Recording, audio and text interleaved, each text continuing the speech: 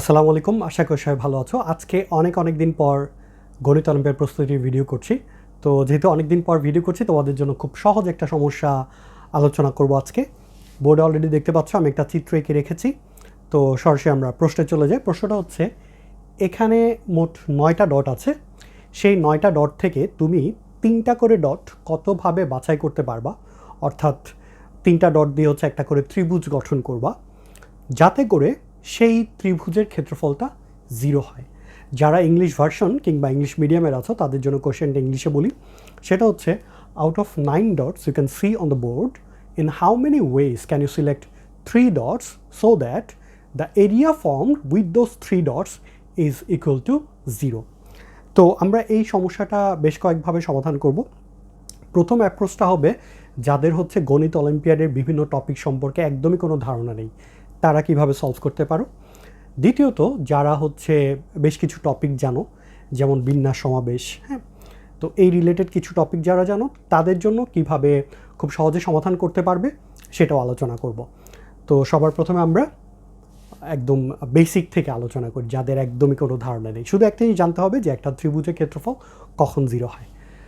So চলো আমরা সমাধানে যাই। তার আগে আরেকটা কথা বলি, এখানে একটা নাম্বার দিয়ে রেখেছি আমি। নাম্বারটা দেওয়ার কারণ হচ্ছে, যারা তোমরা আমার সাথে গণিত অলিম্পিয়াড প্রস্তুতি নিতে চাও অনলাইনে জুমের মাধ্যমে, বিশেষ করে যারা ইংলিশ ভার্সন কিংবা ইংলিশ মিডিয়ামের আছো, তাদের জন্য খুব ভালো হবে আমার সাথে অনলাইনে জুমে তোমরা ক্লাস করতে পারো।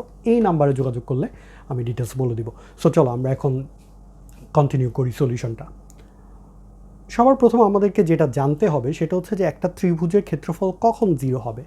দেখো, আমি যদি 3টা বিন্দু এরকম সিলেক্ট করি যে সবার উপরে এখানে একটা বিন্দু, এখানে একটা বিন্দু, এখানে একটা বিন্দু, সো একটা ত্রিভুজ হয়ে যাবে এবং দেখাই যাচ্ছে লিটারেলি যে এর ভেতরে একটা ক্ষেত্রফল আছে। সো এটা 0 হবে না। একটা ত্রিভুজের ক্ষেত্রফল যেটা বলেছিলাম কথাটা, ধরো আমি এই 3টা সিলেক্ট করলাম, সো এটা কিন্তু 0 হচ্ছে না, কারণ ভেতরে একটা ক্ষেত্রফল দেখা যাচ্ছে, একটা বেজ আছে, একটা হাইট আছে। তাহলে একটা ত্রিভুজের ক্ষেত্রফল কখন 0 হবে? যদি একটা ত্রিভুজের বেস কিংবা হাইট 0 হয়, তাহলে কিন্তু কি হবে, একটা ত্রিভুজের ক্ষেত্রফল 0 হবে। হ্যাঁ, বা আরেকভাবে আমরা আরেকটু সহজভাবে বলতে পারি, যদি আমরা 3টা বিন্দু এমনভাবে সিলেক্ট করি যারা একই সরল রেখায় আছে, তাহলে দেখো আমি যদি এই 3টা বিন্দুকে নেই, 1টা 2টা 3টা, তাহলে এরা কিন্তু একই সরলরেখা আছে। এখানে কিন্তু ইনফ্যাক্ট কোনো সরলরেখা কোনো ত্রিভুজই গঠন হচ্ছে না।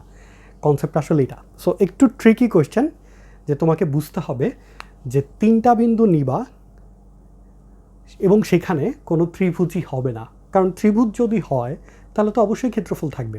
তার মানে ক্ষেত্রফল হবে না, অর্থাৎ এখানে কোনো ত্রিভুজই গঠন হবে না। কারণ দেখো, তুমি যদি এই 3টা বিন্দুকে 3টা নাম দাও ABC, হ্যাঁ, তাহলে আমরা জানি যে একটা ত্রিভুজের যে কোনো দুই বাহুর যোগফল তৃতীয় বাহু অপেক্ষা বৃহত্তর হতে হয়।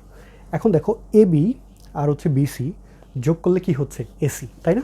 দেখো, AB দূরত্ব আর হচ্ছে BC দূরত্ব আর হচ্ছে AC দূরত্ব, দুইটা যোগ করো, যোগ করলে তৃতীয়টা সমান হয়। কিন্তু তৃতীয়টা সমান হলে হবে না, কারণ আমরা জানি যে শর্তটা হচ্ছে যে কোনো দুই বাহুর যোগফল তৃতীয় বাহু অপেক্ষা বৃহত্তর হতে হবে। এই জন্যই কিন্তু শর্তটা দেয়া, নয়তো কি হয়ে যাবে, একই সরলরেখায় থাকবে, সর্বোচ্চ দুইটা সমান হবে। সো এখানে কোনো ত্রিভুজ গঠিত হবে না। তাহলে আমরা একটা জিনিস সম্পর্কে ক্লিয়ার হলাম যে আমাদের কি দরকার, যে কতভাবে বিন্দুগুলো বাছাই করতে পারবো যাতে করে তারা একই সরলরেখায় থাকে। খুবই সহজ।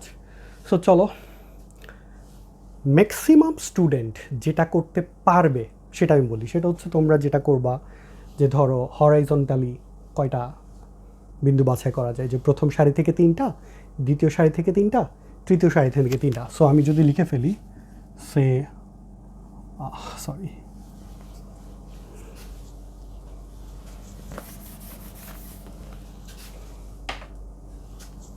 ধরো আমি লিখলাম হরাইজন্টালি কয়টা হবে, প্রথম সারি থেকে 1টা, 2টা, 3টা। কারণ দেখো, এই যে 3টা বিন্দু আছে, 3টাই বাছাই করবা একভাবে, দ্বিতীয় সারি থেকে একভাবে, তৃতীয় সারি থেকে একভাবে, তাহলে হরাইজন্টালি হলো 3টা।